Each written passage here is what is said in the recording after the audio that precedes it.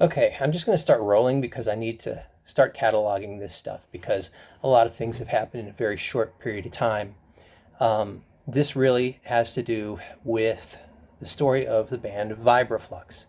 This was a band that my brother, Eric Augenstein, Ernie Gray, Bo Bradley, and Minoru Fukushima, we just know him as Mino, um, they had a band in the mid 90s. Each of them had been in previous bands as well. My brother was used to jam with me and Dan Groner and Jimmy Hinshaw, actually in this room as Calico 9. But eventually, they went on to form a band called Vibraflux. Excellent band here in Johnson City. They had quite a following. They were very good. And I remember at one point sitting down with them and trying to help them do a demo tape. I had a little 4-track Porta 2 Tascam Porta Studio, which a lot of musicians had back in the day, and helped them lay down tracks for their demo. They eventually, though, were able to go into the studio and they wanted to do something professionally. So they went to the studio here in Johnson City, I believe, a guy named Richard, and they started to lay down tracks professionally on a 16-track machine, and that was a project that they were working on. The music scene in Johnson City, of course, was very active in those days. It was also very fluid in those days. A lot of the band members would play in other bands, and side projects would become main projects and so forth. Anyway, long story short, my brother and Ernie eventually went to join up with the Alexis Wax.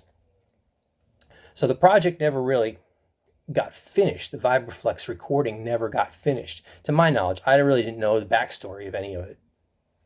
But anyway, Alexis Wax was doing pretty good. They eventually moved to Murfreesboro, Tennessee, to get closer to Nashville, I guess.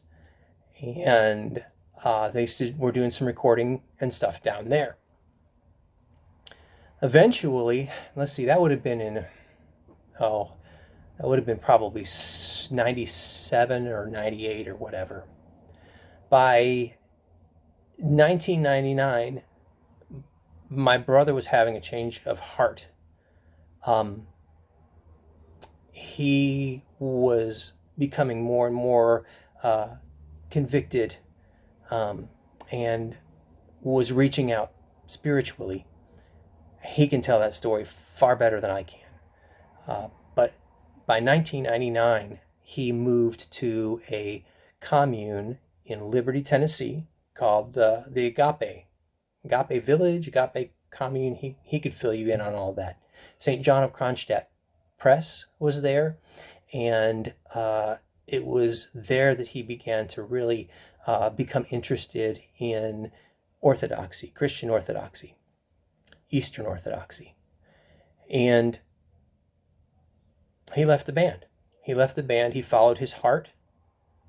He had one final performance with them, which he still to this day says was one of the greatest gigs that he ever did. And then he called it quits. He lived in a little camper inside of a barn down in the woods of rural Tennessee. And that's where he was. And eventually he went to a monastery in Greece. He visited there. He enjoyed that. He was very interested in monasticism. He was told that there was a monastery that was going to be setting up shop in West Virginia, and that he should go visit there. And he visited there in, I believe, 2000, and he just never came back. So there he was for the next 20 years. A lot happened in that 20 years. He didn't come back from the monastery. He committed himself to monasticism. He took vows. During that time, I also converted to Orthodoxy. He became a choir director at the monastery, which is kind of funny. I'm also directing choir here in the Tri-Cities at our local Orthodox church. And so we've kind of fallen into, our roles more or less, for the last 20 some odd years. We've stayed very close. Obviously, he's my brother. We communicate a lot. I go visit him as much as I can. And anyway, in 2021, last year, around Thanksgiving, my parents came up to visit us from Florida, and my brother came down from West Virginia, and we had Thanksgiving here. Actually, it was the week before Thanksgiving. And so while he was here, I called up Jimmy Hinshaw. Jimmy came over, and we had an awesome conversation. We were just talking about stuff back in the day, the bands that we were in, the things that have happened in the years since, how everybody was doing, and so forth. It was just a very, very good, it was excellent catching up. Jimmy had not seen my brother in 20 years, and it was just, they fell right back into it, right? And most of it was me as kind of a fly on the wall, but we had some good conversations.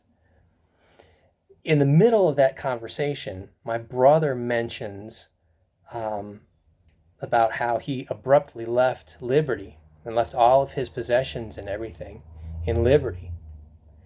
And at that point, he tells us, that he had, the tapes that Vibraflux had been recording way back in 96 and 97. That project, which never really got finished, he said he still had the raw tapes, the raw tracks from that recording when he left Liberty. And he sat there and he was kind of like, I don't know if those tapes even still exist. It'd be nice to know if they did. If they do, it would be really great to be able to kind of give that to the guys and see if they want to finish it off, if they even exist. But he had no idea if it existed. None of us did. In the intervening years, since the time that he left Liberty to the time that we were having this conversation last year, the agape community pretty much fell apart. So I don't know that there was anybody really even still there.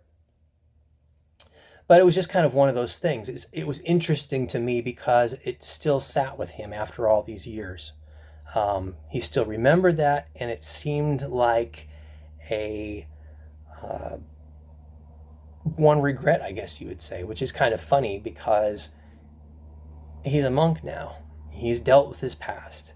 He makes amends when he can, asks forgiveness when he can, and has really committed himself to that. And he really doesn't have any desire to go back to those early days. Or if he does, it really doesn't matter. He's committed himself. So he just thought it would be nice. It was kind of a shame that he kind of left that on the table. So I thought that was really interesting. Well, I get an email from him a few weeks ago. Let's see, today is December, what is today? It's December 9th. A few weeks ago, I get an email from him, like 2 weeks ago, that Father Matthew, the local Russian Orthodox priest in Bluntville, who happens to be the son of the founder of the agape community, is going back down to Liberty to take care of some of his father's things. His father passed away a few years ago. Well, my brother gets wind of that somehow and asks Father Matthew if he could search around down there where my brother used to live and see if any of my brother's belongings are actually still there. If they're still there, if they're still in existence, who knows what. I mean, after 22 years now, What's the odds, you know? But Father Matthew, since he's a really good guy, says, yeah, okay, sure. And he does. And he goes down there, and lo and behold, yeah, my brother's stuff still there. He bags up a lot of it and brings it up here, including this. This here, this here was sitting in an old abandoned house for over 20 years with a roof that was leaking, water damage, mold. You can see there's mold on here. You can see that the box itself is coming apart. But inside this box, there's the tape. And it does have a little bit of protection here too. So depending on, you know, how much damage, moisture, and everything else got into it, it's essentially still intact. But the place was a mess. There's two of them. There's this one tape, which you can see says right there, Vibraflux tape number 2. So I'm going to assume that this is Vibraflux tape number 1. There it is. And it's really dusty. I need to blow all this stuff off of here. But yeah, it's been sitting like this for 20 years, abandoned in a house. So the answer to the question is, yeah, it existed. Along with it, there was a really, really ratty photo album. Again, it had been damaged, and there were rodents and everything else had gotten into it, obviously. I've thrown the photo album away, but I pulled all the photos out first, and we've been airing them out. These are all photos of Vibraflux. In fact, here you can actually see this is the recording session for those tapes. Those tapes that are sitting right here, okay, those were in this recording session. And you can see the dude, I guess that's Richard. There it is, the Ampex 456, which is over here. All along here, I've just kind of put all these photos out. And I'm just drying them out. There's old flyers. You can see it's all rat-eaten. This is Vibraflux playing at ETSU Amphitheater, Rock the Vote. Whittles, which doesn't exist anymore. The Casbah, which is interesting. You'll see that September 14th date, the Casbah, they're playing with Alexis Wax and Felonious Swank. So that's probably an important date. There they are, playing at the station. We're rocking. So anyway, so here it is. This is proof, I guess, that you would say. Now, that's great. So now, what do I do with all of this?